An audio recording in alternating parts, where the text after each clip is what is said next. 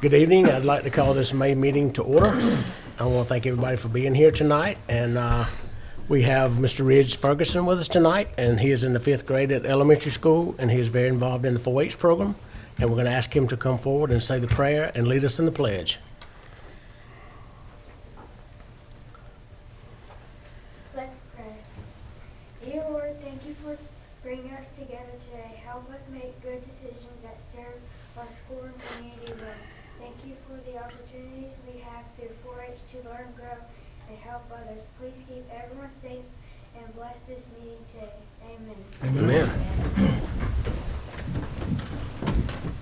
I pledge allegiance to the flag of the United States of America and to the republic for which it stands, one nation, under God, indivisible, with liberty and justice for all.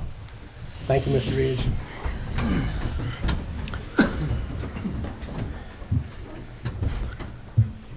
All right, our first item tonight is our consent items. So do we have any questions about the consent item? I do have one on the fundraiser for senior beta donation. All right. I do want to make a compliment, though, that all of the fundraiser forms look universal and the same now. That's very good. I was just trying to get a little better understanding of this project. Yes, so last year they went to the Nationals and competed, and so we've had a good showing over the last couple of years, so they need funds to go to Nationals again this year and hopefully raise enough money to have an account for next year so they don't have to keep doing it every year. Okay. This year it is in, is it on there as a Tennessee? This year put it on there. I'll double check. Okay. So my question is, how are they going to raise the funds? So there's a letter that she's sending out to, or would like to send out to businesses and individuals to support with just donations. Okay. Thank you. Okay. I did. We had the whole conversation too about asking businesses over and over, different organizations, just keep going to the same people, and we said that this should not continue to happen, that maybe she needs to do more fundraisers in the future. But right now she needs the money to go, and I think it's in June, 2nd or 3rd week in June, so she really needs those funds to be able to send those kids to Nationals. Thank you, sir. Okay. Any other question? If not, I accept the motion to approve the consent item. Make a motion. Motion by Mr. Heitman, second by Mr. Mongrove. All in favor? Thank you. All right. No public participation. So our next item is our YAS platform. All right, so for the past, let's normally help me out, 2 years, 1 year, I'm forgetting now. 2 years with YAS. YAS seems like every month they come out with new products and additions, and just to help make our work more efficient. And so currently, if Mr. Norman wanted to work on, let's say, payroll or anything in the PC Genesis system, he has to come up here and do it at his computer, only his computer. Now with GenCloud, he can access the information from anywhere, and it is secure. And so we've invited Mr. Gavin to come with us tonight and just talk about this new hosting process for PC Genesis and how it can benefit the district. You guys have a preference of where I stand or sit? Oh, here's good. That'd be great. So yeah, as Dr. Gumby said, my name's Gavin Merwin, and I'm with YAS, and you guys have been using our software for a few years now. A little bit about us, it's not super common. I get to talk to boards. You might not have ever seen me or heard our story before, but just a quick story. So we're a Georgia-based company. We only work with K-12, and out of the 180 districts in the state, 90 use our platform. We're integrated really closely with the DOE and PC Genesis, and when Dr. Gumby mentioned every month we come out with new things, you guys get all of those at no additional cost. This specific project has a cost because there's infrastructure associated with it. So instead of you guys having a physical server here at the building, so a computer in a closet somewhere, we're taking that and putting it into the cloud. The reason we are doing that for districts all across the state, there are a few reasons, but one is to reduce your chances of getting ransomware attacked. PC Genesis works great. It's free from the Department of Education. It's a very popular accounting software, but it is legacy. It was built in the 80s. It runs locally on a machine. Districts, for example, like Beaufort City Schools, they have us host their PC Genesis in the cloud, even with all of their IT support and all of the things. So one part of the project's technical, meaning we take over managing the server, updating the server, handling the PC Genesis pieces of the project. But then two, it also adds additional functionality to YAS. Dr. Gumby mentioned being able to work remote. That's one of them. Again, being from Georgia, we had Hurricane Helene go through. We're down in South Georgia around Valdosta. The districts we were hosting, they kept running payroll like nothing happened. Those that didn't and didn't have power for 3 weeks, another conversation, right? So just being able to modernize PC Genesis without having to change accounting softwares. Districts are having those conversations about Munis and Smart Fusion and these other accounting packages. Floyd County's a client of ours. They use Munis. They're spending almost $300,000 a year just on Munis alone, just their accounting software. And so being able to take PC Genesis, make it more secure, modernize it a bit, is what this specific project does. And again, we set you up cloud infrastructure in our AWS account, and so that's where the cost comes from. Any questions or anything specifically you guys want me to hit on or cover? Any question? I guess hit on the cost too, since it's AWS. Sure. Large portion of that is going to them, and For sure. So you guys pay for YAS separately, right? So that's the software platform. It's funny, the fundraiser form, y'all are just doing that to YAS form. Yes. I leaned over and did it. I'm like, look, there's YAS. It's cool to see it in action. GenCloud itself is $18,000 a year, so that's an annual subscription. Every year that $18,000 will happen. There's a one-time $10,000 implementation fee. That's so we can take your existing PC Genesis from on-prem, move it into the cloud. And then annually, that 18% goes up by 5%. There's a COLA attached to it. And like Dr. Gumby said, the vast majority of those costs are just passed through from us to AWS. It's important to us from a security perspective to give every district their own network instead of building one network, although it costs a lot less, and then sharing those. We just felt like it was better just to set everybody up their own. So AWS, if y'all don't know, that's Amazon Web Services. So when you think Amazon, people think it's packages coming to your door. Over half their revenue just comes from cloud compute. So they just got all these data centers all over the world where people, including the federal government and all these big corporations, use AWS to power the internet, basically. Yeah.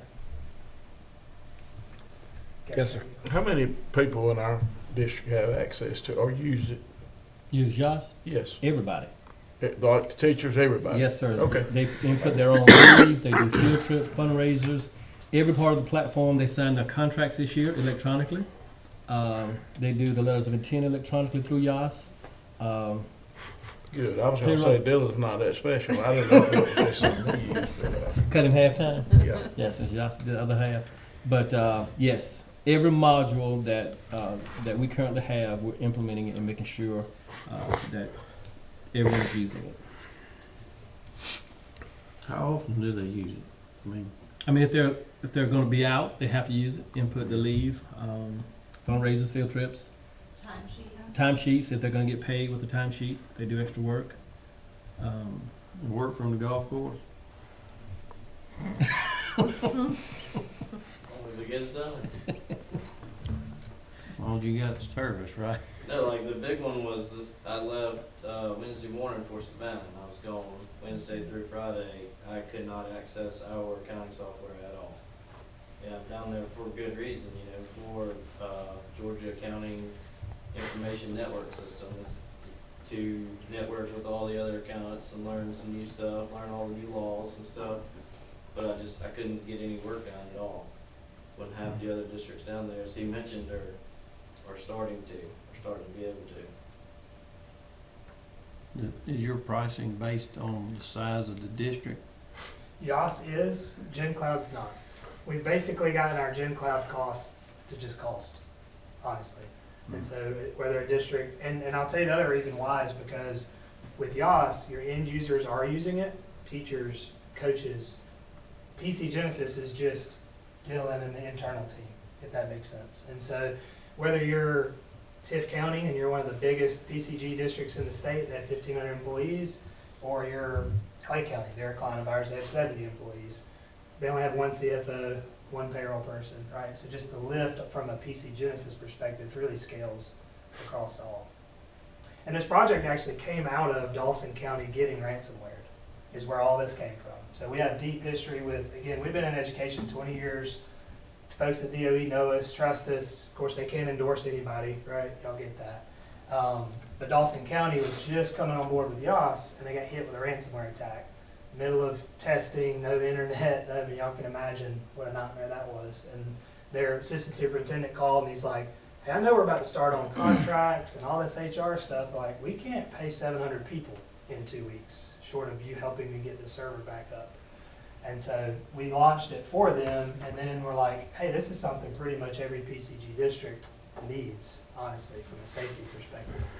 And that was 2 or 3 years ago. And I forgot to mention, we're doing all of our recruitment and hiring through YAS. So people go online into YAS to apply for jobs through YAS. Either check stubs, W-2s. You get a text and an email, check stubs, or anything pending for signatures. Just making us more efficient. I can honestly say that. You have to pay it all at one time, or is it pay the 10,000, do the other monthly? How you do it? So it is annual, but what these guys will tell you is we're super flexible. We did something similar for you guys when we did YAS. Y'all paid the implementation fee, and then we didn't pay the rest until your next budget year. So we could do something very similar to that. One great thing about us is we're a relatively small company. I'm the CTO. Our CEO was here last time. We're privately held, meaning we can kind of do what we want. And so you guys just communicate to us what you need, and we can probably make that happen. We're pretty poor, so we need some help. Yes, sir. I understand. And what does CTO stand for? Chief Technology Officer. Chief Technology Officer. Yes, sir. Any other question? I'm good. Do I have a motion? No, we're just discussing tonight. Just discuss, gotcha, And then we'll okay. bring it up. Thank you, guys. Okay. Thank you, sir. Thank you, Good thank you meeting. for being here. Yes, sir. Have a safe trip back. Thank you.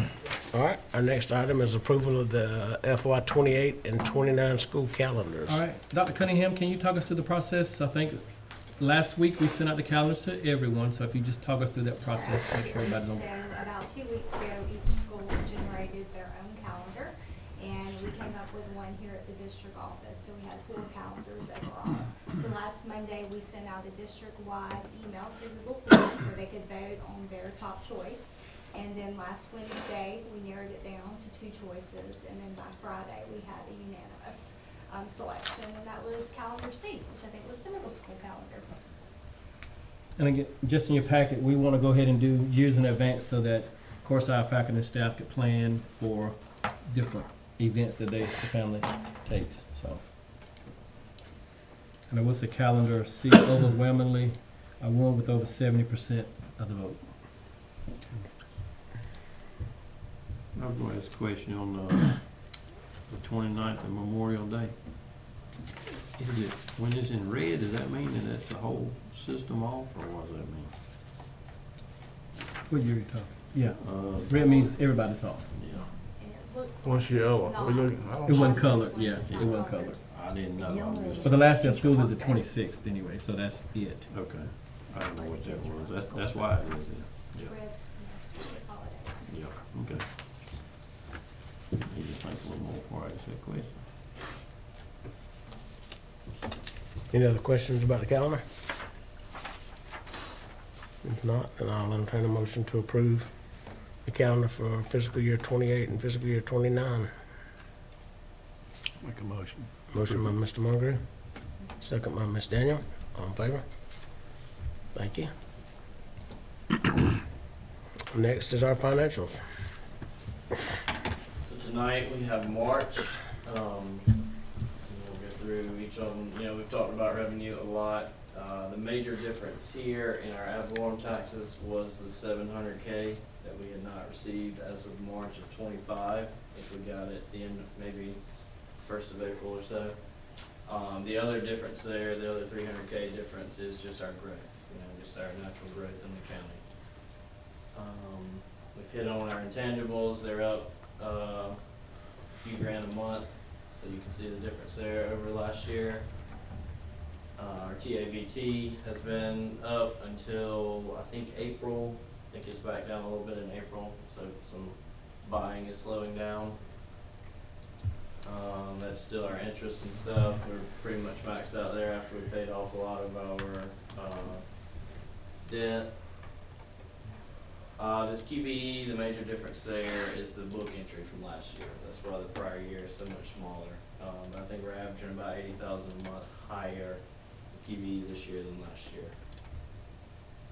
State grants, you notice the major difference there. That is the funding for the supplement. That will change with the amended budget once approved. Medicaid, we're still in a deal. They just audited us through their whole ACE Medicaid program, and we're trying to close out FY25 now. So there's the major difference there. We're waiting on some funds. Impact aid, we got the last payment last year in June, so it should be coming any minute. They paid earlier, they paid a month earlier this year on the major payment, so we could get that. I think it's gonna be low 30s, 32, 33,000 we're expecting, and it should be any day, next couple of weeks. So all in all, very good with our revenues. Expenses, still not much to hit on. It's 86% of our expenses are payroll, and that just doesn't change. Only thing in here is security, that 134. Some of that was like structures. That's not all SRF. So I think we spent about 30,000 on upgrades to our schools, and then the other 105 is SRS. But we are right on budget as we, anticipated. So nothing really to see here unless you have any questions. Balance sheet still almost $6 million. That's a little inflated because we had not paid out the stipends that we paid out in April, so that will drop a little bit next month, but just a few $100,000.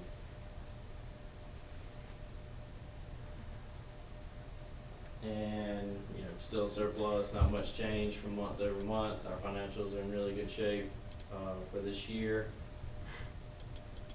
Not much has changed on the capital projects. I know some things have been mentioned, but nothing really approved yet, so I haven't added it.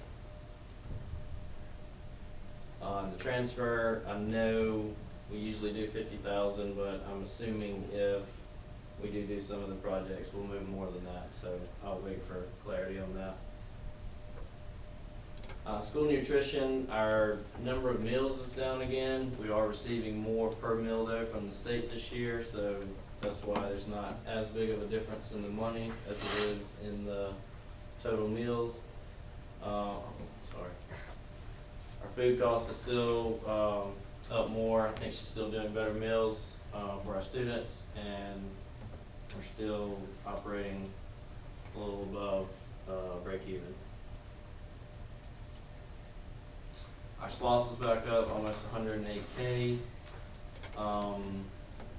So take a look at this bold number on the right, the 4.375 million. That's what we have. That's what we have acquired so far. The 624,000 at the bottom is what we have left to reach the end of this SLOSS. And then the two in italics at the bottom are if we did that in 5 or 6 months. So the 104,000 is obviously the easiest one, the one that looks the most manageable. So as you can see here, if we did 104,000 over the next 6 months, that would get us to our 5 million. So I talked to the state today, and they assured me that even though that is in October, that is September's taxes, and that does count for the quarterly deal, you know, so they cut it off each quarter. So, with that being said, we averaged 110,000 over the last 6 months of last year. So this is easily reachable, and we could start collecting our new SPOS and be able to use our new SPOS as soon as November. But they wouldn't give me any definite answers, not today, but I'll stay on and make sure. So if our SPOS stays as it has been, we should start in October, should receive it in November, and we'll have funding then. Yeah, it should stay up during the summer months. I would think so with, you know, Usually all the- does. with the lake and stuff. SPOS, we touched on. There's a big, obviously prior year to current year change here, but that's because we paid down the debt. Nothing you haven't already seen. You know, we've seen this sheet before. We need 1.3 million to make all of next year's payments. We'll receive about 850 to 900 just from our bond tax, and then 100K a month in SPOS. So we'll have that covered by, you know, by October. I have the quarterlies from our third quarter. It's the first quarter of the year, but our school third quarter. If you have any questions, please let me know.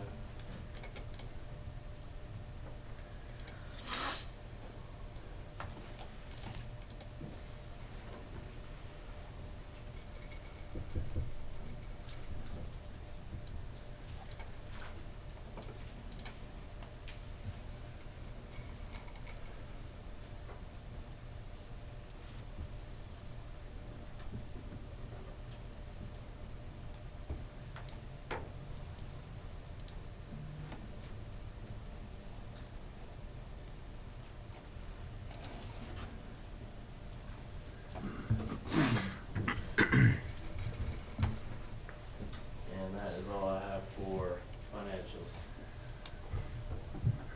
Any questions?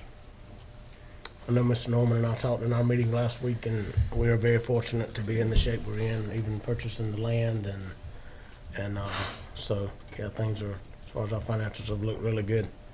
So, all right, thank you, sir. You want to move on to the Amend the budget? amended budget? Yes, sir. Should be it. That next.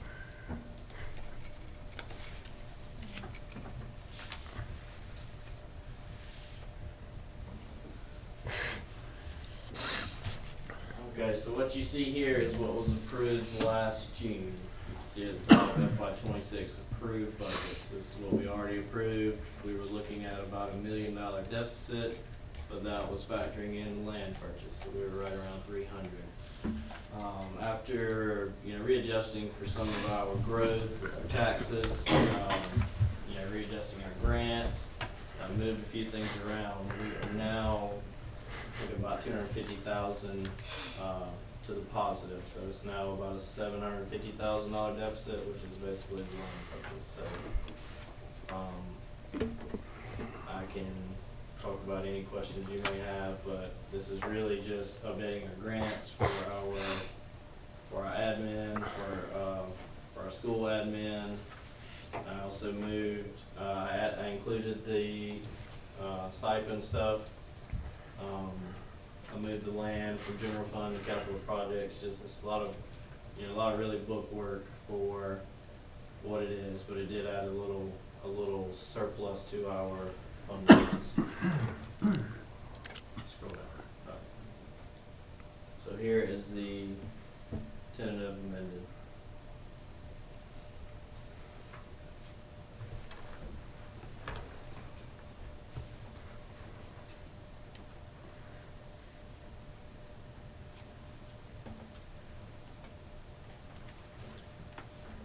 Included the debt service, I forgot about that. It'd be 3.5 million almost is the early payoff on the debt. Scroll to the variance. So this just shows you the change from each account. It may help some things you can see the 1.79 million jumps out on the bottom right. So that was our early payoff.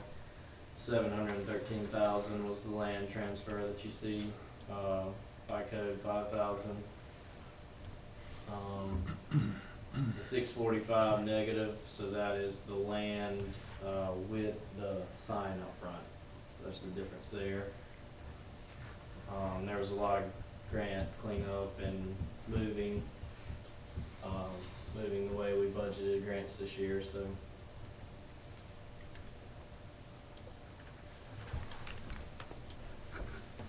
And then here's the detail on what was done. So you had debt service, revenue adjustments, moving the land, transferring funds for the land, the sign we just mentioned.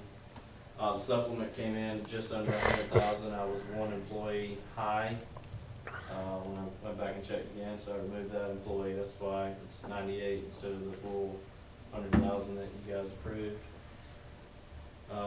Pre-K we had grants for the new class and stuff, but I had to clean up some things from last year, so all that's in there. And then the grant adjustments has a million things in it, but it's just a lot of book work to show that. Any questions? Anybody have any questions about the amended budget? I know y'all had time to see this prior to it.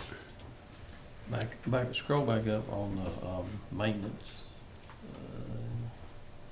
The 75,000 capital. Remind me what that is, right there. Maintenance and operation of plant.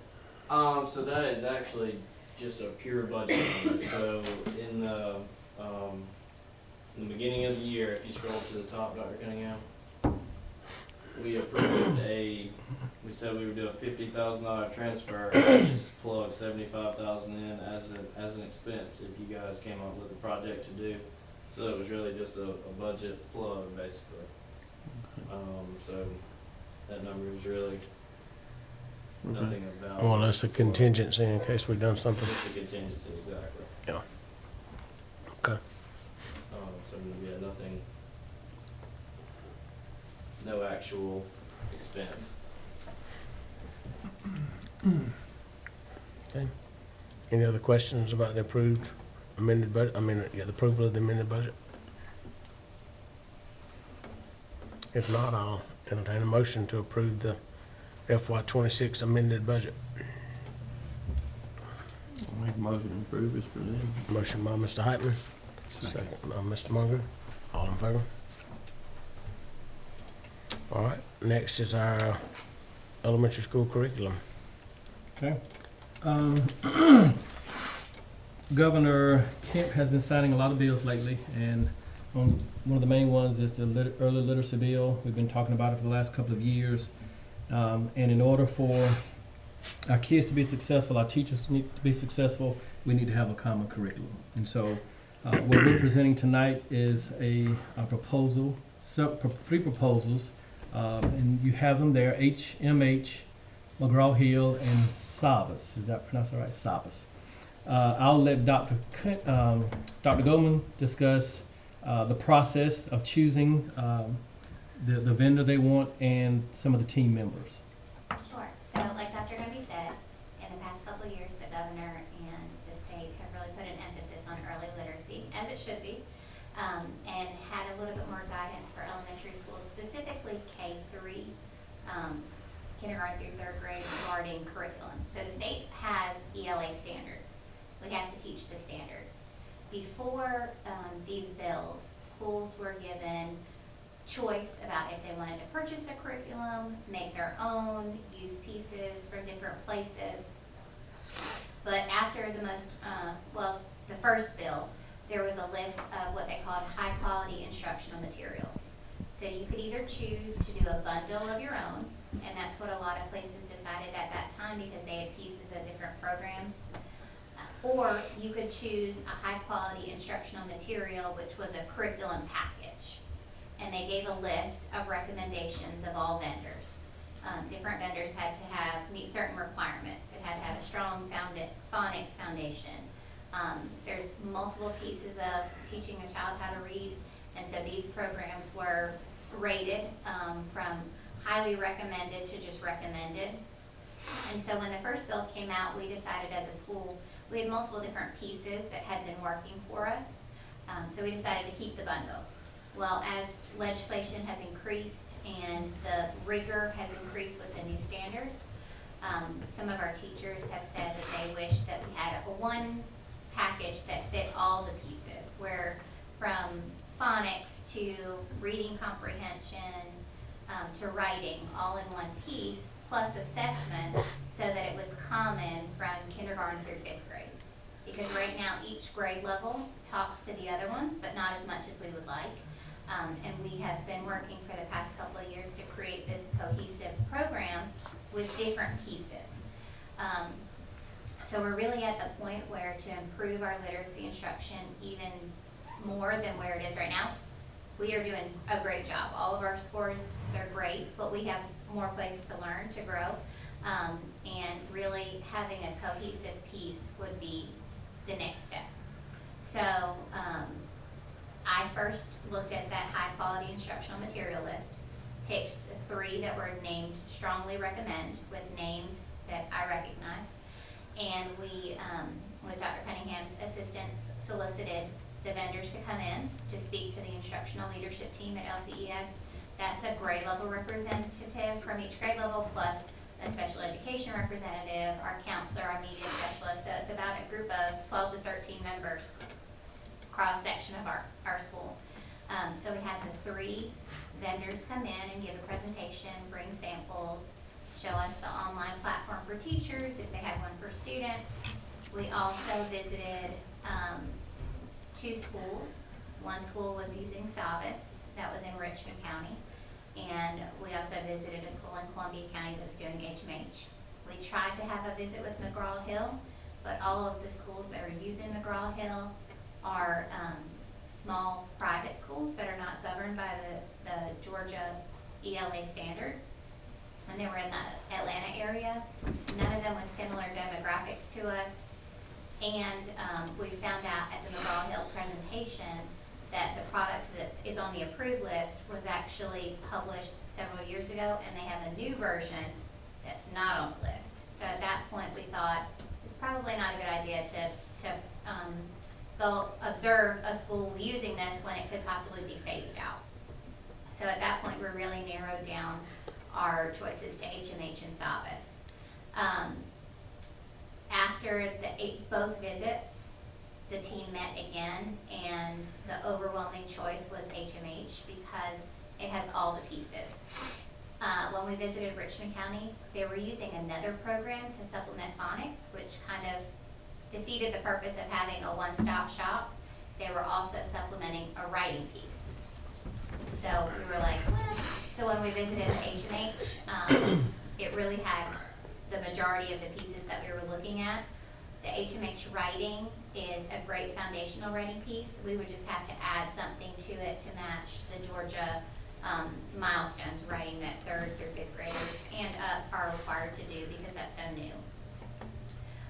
So after the team decided on HMH, I had 3 parents look over this curriculum, the samples for where their child would be next year. And all 3 parents just really enjoyed the high quality literature. It's actually books, picture books, pieces of chapter books that are from real authors. Now, some companies like to write their own things, decodable, silly passages. The main book that's used for grade level instruction are books that you may have read to your children or your grandchildren. They're that well known. So the high quality literature was really a selling point for the parents. Engaging books. Several of them mentioned we are using decodable passages and just reading passages that are kind of just copied on black and white paper right now. This would help them bring the love of reading back. So all 3 parents had very good things to say about it. And that's kind of where we made our decision for HMH to present that choice to you tonight. I did talk to the representative today, and I told her that 138 was kind of a lot for us, being a small district at one time, and if she could go back to her managers to see if we can split the payments up. So as of 4 o'clock this afternoon, she emailed me back, and they were able to split that cost for us. And I told her it was important for us that second payment be after we receive our property taxes. So we will have a payment in July of $68,869,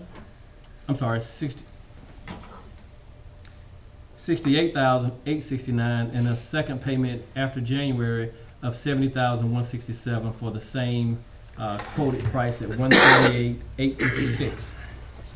And you can you pull it back up? You do see that it costs about $9,000 to ship it, to ship all the books, and then professional learning, which is very important. We want to make sure all of our teachers be in that professional learning to learn how to administer the curriculum to those children. So I am recommending that we go with HMH for the 5-year plan for $138,856.45.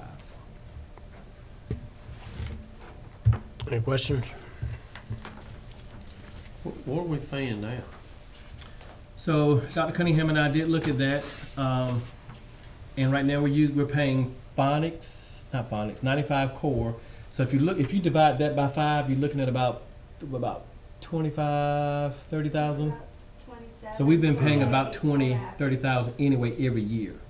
But the problem is now paying it up front versus what we've been doing it by the year. So it's very reasonable from what we've been doing. About the same money. Yes, sir. Yes, sir. But definitely it is on the high quality list from the state. Who did you go visit? Who actually was using it? Salvis is used in all Richmond counties. Not them. HMH is who? HMH, Blue Ridge Elementary. Okay. Is that in Columbia County? Okay. This is all of your curriculum, math, reading. This is just ELA, reading, Okay. writing, phonics, handwriting. You don't teach cursive writing? We do, and it has a piece in there. Okay. The per year cost between the HMH and the Solace, I can't do that math in my head that quick. Is it close? Because one's 6 years and one's 5 years. It's another 25K added on. About the same. About the same price, is it not? Yes. One about Yeah, they're 6, about one about 27. Yeah. Okay.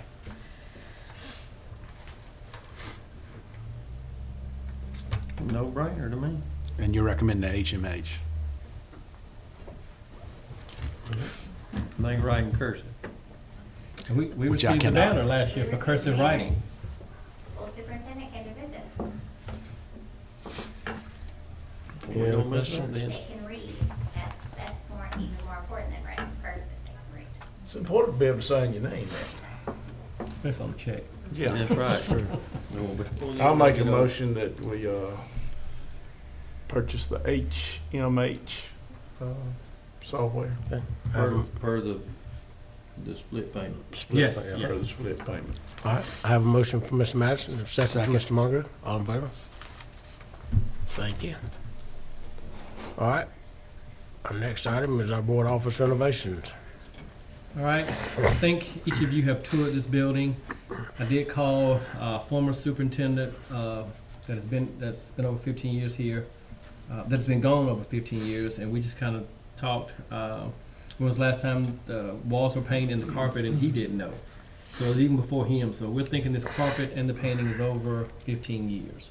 You can look around, there's a lot of spots we've tried to get up with the steam machines. They don't work. We have several in the lobby and around that's just real bad. And even in here, it's just pulling. I think the glue is gone from it. And so last summer, we did get the outside painted. We got the columns painted and pressure washed. And we pull a lot of the shrubs up, thin them out, just to make it look good. Because sometimes the first impression is always the best impression, and we have people stopping by here before they go to the schools. So we definitely want to make sure we have something we can be proud of. So we have quotes for painting and the carpet and LVP, and I put it all in one action item. The lowest bid for the painting was $13,500 from Lonnie Blackwell, and he was almost $13,000, $14,000, $15,000 cheaper than his competitors. And then, of course, for the carpet, Lively's Flooring. They are a little, they're not the lowest, but I think just a little over $1,000. And since they're from Lincolnton, we definitely want to give them a chance to do the work for us. So my recommendation is to give the bid to Lonnie's Blackwell, $13,500, and Lively's Flooring at $20,900, for a total project cost of $34,400. Can I ask a question? Yes, sir. What about your security of the building? I'm still concerned about that. a little This bit. building, Yes, sir. I am too. I got a quote last year. I didn't bring it to you guys because the quote was about $30,000. I wanted cameras inside of the courtroom, inside of the boardroom. Make sure if anything happens, that's on camera. Like a centerpiece up there, one in the foyer, and then Ms. Lynn at the front desk. Somebody could just walk in right on her, and it's too late. So I was going to put cameras on each corner of the building, and then an access panel for us to get in and out. Because right now, anybody can walk through their back door. Can we at least do the access? What would it cost just to do the access? He gave me a quote. I can break that out Okay. and give you that piece. I'm just curious. I mean, anybody can walk in and out right now. Yes. I have another question. Yes. The painting in here, they realize this is wallpaper? Yes, they all three came with Jeff and explained. And it's not a guarantee it's gonna stay on the wall when they put paint on it? I think my office was the same way, Okay. and Dr. Carney did paint the office, and that was back in, again, 2011, Okay. 2011. So that's been up there since 2011, that paint on the wallpaper. Okay. But there are spots, I think, where it's coming off, so they're gonna have to glue those back to make Right. sure that they don't poke back up. Okay. And they're bad in certain areas in the building. Okay. I did get the office staff to look at the carpet and the LVT. That was not my thing, that was their thing, so I think it looks good, and they all agreed to do LVP in certain parts of the building, and then carpet. Good. Okay. I'll make a motion to approve as presented. All right, Let me look into the box for the front and the back. Okay, Door. yes, sir, we'll do it. I have a motion by Mr. Heitman, a second by Mr. Madison. All in favor? Thank you. All right, next is our renovation for the Larry Campbell Stadium. All right, I've had a chance to just drive by, keep driving by Larry Campbell Stadium, and it needs some work. When you drive by, first thing you see is the fencing is kind of rusting in a lot of spots. And I think in some areas, I guess when you tie it in, it's not tied in good. So we just, for security and for beautification, we need to really look at maybe doing some things at that stadium. We have spent a lot of money at the schools with the athletic fields. We've resurfaced the tennis courts, we've resurfaced the track. We've done the gym floor maybe 3 or 4 times every 2 years.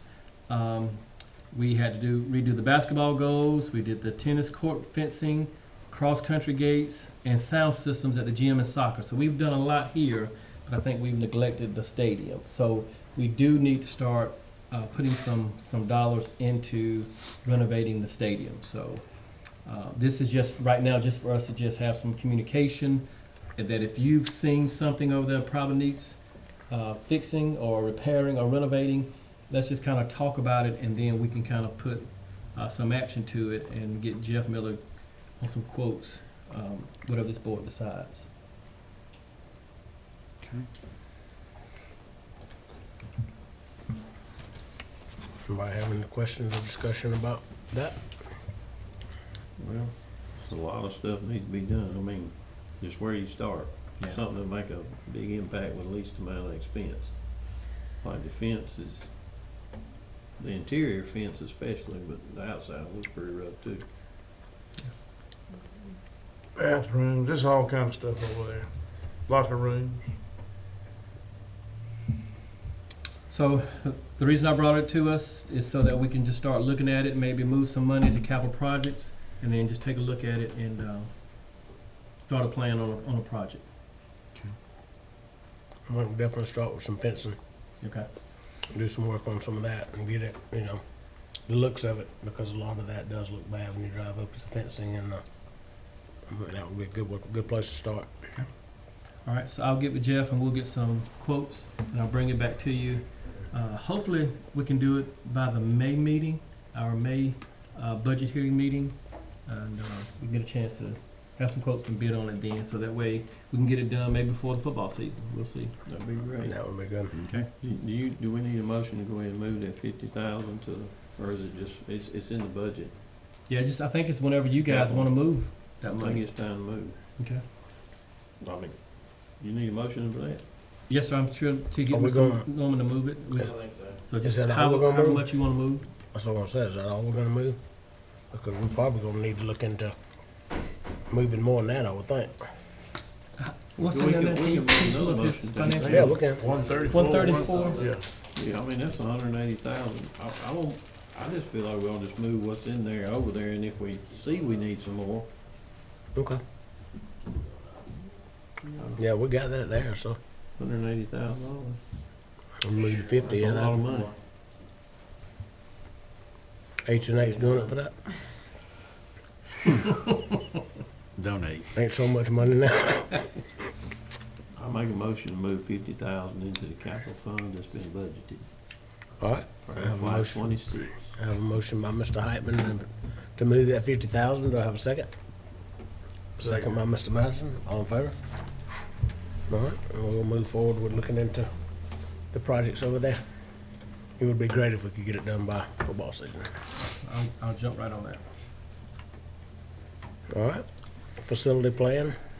All right, I had a meeting, webinar with Deborah Robinson. She is the Director of Facilities at the DOE.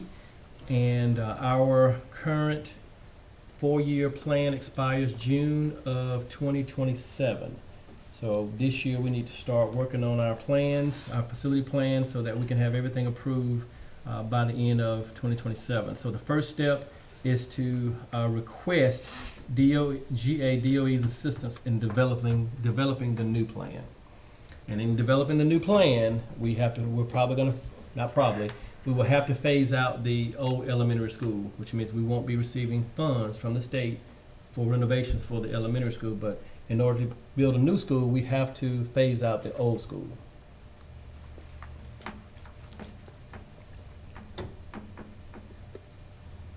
All right. Any questions about that? I have a question. Yes. What happens if in the interim something catastrophic happens to that school? Like, once we During- get it? Then I'm sure we're looking at insurance, and then moving. It's just one of those things that's be hard to Hard to plan. Mhm. But I've seen some schools, and this is not ideal. You do shortened days, so then middle school may have to occupy the middle school and high school at various times. Whether it's Monday, Tuesday, Wednesday, high school, and then Wednesday, Thursday, Friday, elementary. We hope that doesn't happen. That Right. is a last resort. I don't know that we have a building in the county big enough. They cannot go into the old high school because we don't have a sprinkler system. And we don't have access doors on every classroom. But I would think if something catastrophic happened, that would be something we look into with the Georgia BOE. Oh, yes, Something absolutely. that would, they'd have to give us some kind of grandfather or something as far Yes. as using that building. But I was thinking if you thought we couldn't go in it, is what I was thinking, so. Oh, yeah. But you were just Right. thinking anything. Just anything. Okay, yes. I Yeah. mean, anything. Yeah. Okay. So I just need a motion to allow DOE to come in and help us with our local plan. Okay. Make a motion. Motion by Mr. Heitman, Second. second by Mr. Munger. All in favor? Thank you. All right. IDEA determination.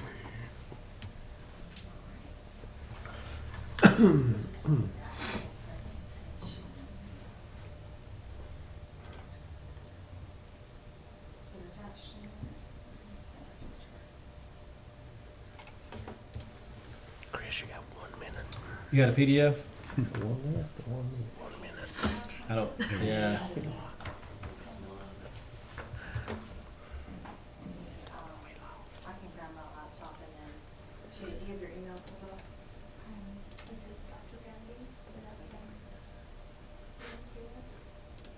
Did you share it with me? Yes, the presentation, but I didn't put it in PDF. And Mr. Chair, if you want to go to the other items while we get that set up. That's fine. You want to go to superintendent's report? Yes, sir. Latoya Singleton, our nutrition director, came back from the state conference, and our district was recognized by achieving a 3% increase in student participation in both breakfast and lunch programs across the state. And also, they received the Up and Rising Star Award, and this award incorporates the fresh fruits and vegetables grown in the gardens of our pre-K and in middle high school with Mr. McGill. So, farm to kitchen is what they call it. Very good. So, the Georgia milestones last week, the middle school had testing, and so they finished up on Friday, and then the elementary school started Monday, and today was the ELA day, the second part of ELA, and they have 2 more days, Wednesday and Thursday, math and science. High school, of course, throughout the whole month of May is either AP testing or in EOC or CTAE, in a pathway assessment. So for high school, almost every day is some form of testing. Okay. So all this happened yesterday. Mr. Jonathan Norman, he showed out yesterday. He won 3 rings yesterday. And just talking with Dr. Walski and some other people, between 2 of those events, he had only 20 minutes. So if he had enough time to rest, he probably would have won all 4. But he, I don't know what, he came in 3rd in that triple jump. So just imagine doing all that running and long jump, and then you got 20 minutes to get ready for the long triple jump. But he also won the highest, get the name right, when you have the highest points, there's a name for it, highest point. He received the highest points, individual highest points, and that's in the green code on the left for an individual. So we're very proud of him. School record in all 4 events, even though he didn't win. Yeah. He finished 3rd, pretty sure, and then 2 of those he was top 50 in the history of the state. Oh, wow. Wow. Yeah, he's an exceptional athlete. But not only that, he's just a good kid. Very respectful, very mannerable. So that total package. So you see the E4 on your left up there, and that's him all in a nutshell. Excellence every day by everyone in every way. So not only do we push it to our administrators, to the teachers and all the staff, but to the students as well. And just a great job by Jonathan Norman. Next month is June. I don't know if he'll be available. I would love for him to come and all the winners for our track. But I did want to highlight him tonight. And also, Dr. Cunningham, if you can go over to the state track, just look at all the people who participated. And we did have, and I don't have the final results, but I think some of our team members came in 3rd and maybe 5th, but I don't want to say because I don't have that information yet. So when the coaches give me that information and give it to the administrator, then I'll bring that to you in June. But great showing at the track meet for Lincoln County. Very good. All right, budget hearings. We submitted this to the paper on May 4th, and today is Tuesday, so hopefully it's in today's or tomorrow's paper about our budget hearing. We have to hold 2.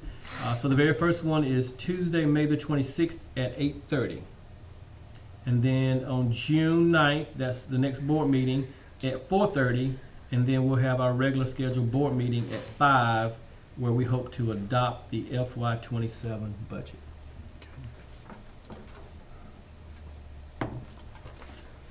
And I won't be attending that meeting. Okay. If that's We have training following that, 26, 26, yes. 8:30, and then training at 9, is that Training right? at 9, yes, sir. Okay, Dr. Stein. end of the year, was that the end of the year event? Oh, sorry. Can you pull it up? All right, so today is the 12th. So right now, as we're speaking, well, almost in 5 minutes, CTAE recognition program is going on in 5 minutes. And after that, you see the events at all 3 schools. you can make it, we'd love to have you, but we understand your schedule, so, but you're welcome to anything that we have. Where's the CTA meeting at? Down there and there. Yes. All right. Ms. Stein, Dr. Stein?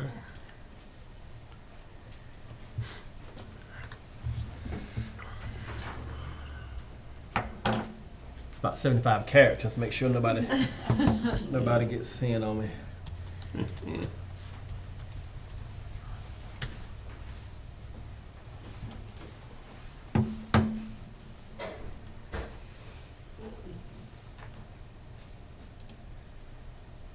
We can just go through my email. Thank you, ma'am. So I'll try not to be long-winded, since this is the only thing we're doing on a agenda. So, determinations, and you heard it last year. So basically, the IDEA, which is our federal law that governs special education, they, have many things and rules and regs. Excuse me, Dr. Cunningham, can you make it a little bit bigger? The plus sign in the middle? Yeah. Perfect. So anyway, they, have lots of things that we have to do as far as compliance and making sure that we're following the laws, but it's one of the, biggest things to get school systems in court. And with that being said, we have to make sure that we provide equitable services, and then also that we're compliant with all of the rules and regs that the federal government and IDEA has mandated since 2004 is the most recent update.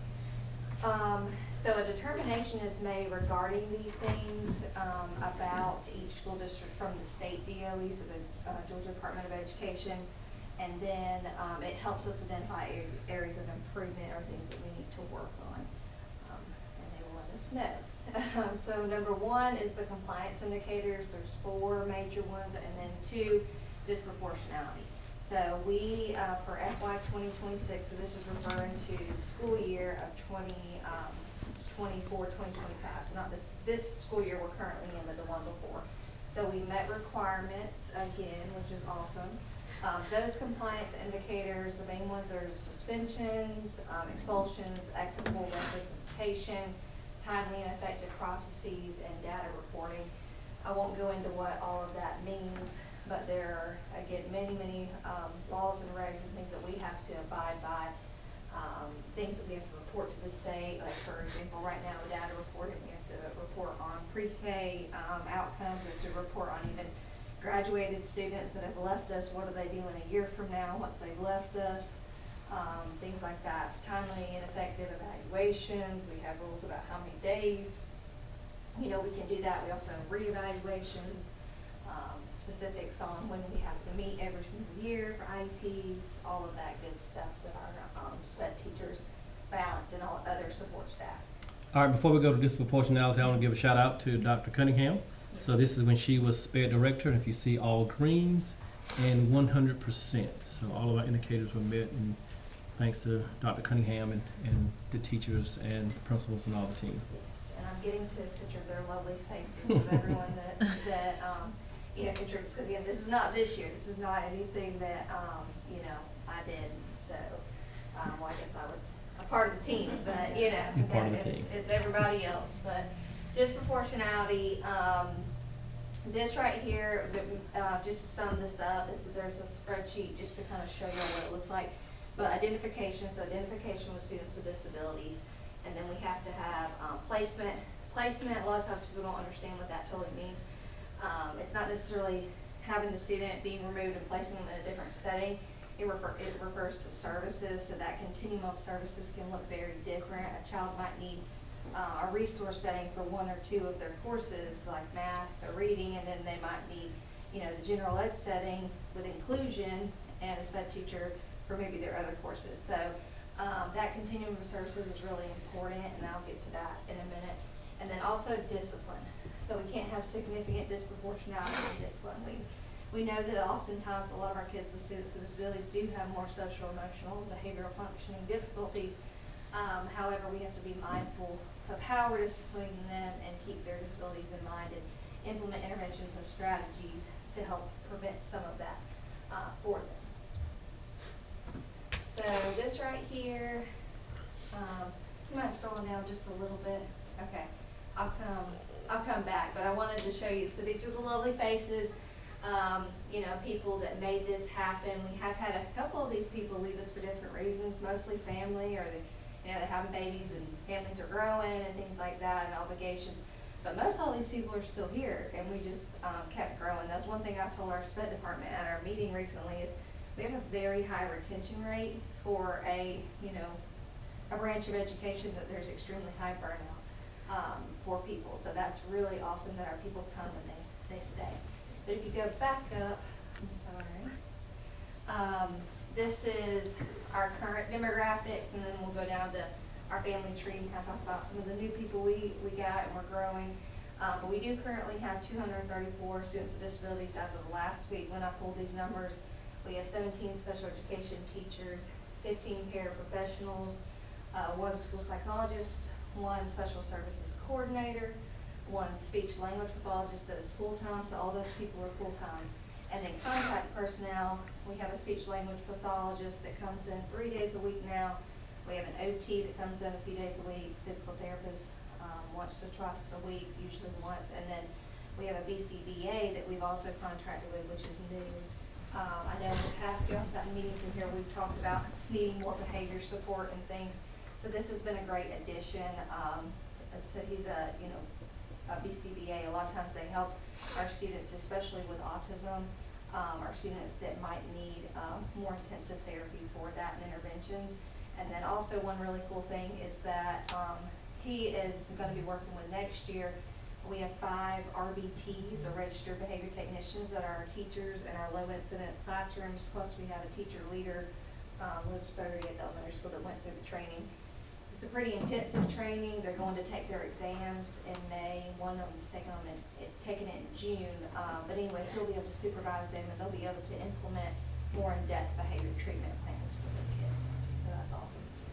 We do get a decent amount of money with federal funding. As you can see, however, as we were just talking about with Dylan's financials, a lot of things are eaten up by salaries and benefits. So a large chunk of those federal funds go to mostly paras. And then we do have some things like the BCBA that we can contract. That's something that we can use out of federal funds. We also have a lady named Anne-Marie that comes in and provides professional development with co-teaching, the low incidence classrooms. She's also going to be doing one with paraprofessionals next year. And they have given amazing reviews. Our teachers, I truly believe that they're benefiting from it, because on our end of the year things, and I was asking for feedback, and many mentioned that they benefit from that. And so they're able to do half-day trainings with her. We have one at least once or twice a month, but it might not be the same teachers every single time. We also have pulled in gen ed teachers, and that's something that Dr. Cunningham has started, which was really great, because if you're going to do a co-teaching session, it's not very effective if you only got one of the teammates there, right? So that's been good. So that was our family that had all the successes and got us these awesome numbers. But then we do have some new faces. Everybody in yellow on the tree were people that were brand new at the beginning of the school year, or they might have came back to us. So we did have some new faces and returning faces. And then actually throughout the school year we had several others join us, so that's great. Miss Dill, she's at the elementary school doing resource classes and doing a great job. Also Savannah Starbuck is a paraprofessional. Alicia Leverett, James Madison, and then Colleen Leroy. She actually comes in, drives the bus for a lot of the day, but then she comes in for 2 hours with our 3-year-olds too. So all of these people have been phenomenal assets and great hires, additions to our department.